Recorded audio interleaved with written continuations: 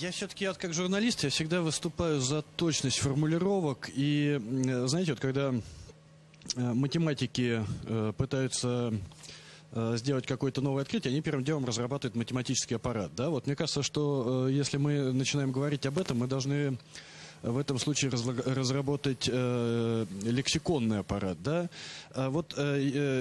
Если назвать вещи своими именами, ответы на вопросы появляются сами собой. Да? Вот когда мы начинаем говорить или начинаем спорить, ходить на выборы или не ходить на выборы, принимать участие в голосовании или не принимать участие, есть за это ответственность или нет ответственности. Да? Ну, понятно, что за неучастие в выборах нет ответственности. Это все, в общем, понятно. Да? Но вопрос ставится не совсем так, он звучит неправильно. А если мы назовем вещи своими именами, да? Нет никаких выборов, нет никакого президента, нет никакой Российской Федерации, потому что федерация – это территория, на которой субъекты федерации имеют какую-то независимость. Президент – это лицо выбранное, а не оккупировавшее власть. Выборы – это демократическое действие, в результате которого появляется демократически избранный президент. Да? В этом случае ничего нету.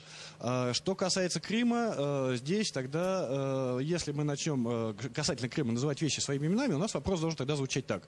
Принимает ли участие в каких-то оккупационных мероприятиях, которые проводятся в оккупационных комендатурах под управлением гауляйтера? Ну, тогда, по-моему, ответ возникает сам собой, правильно?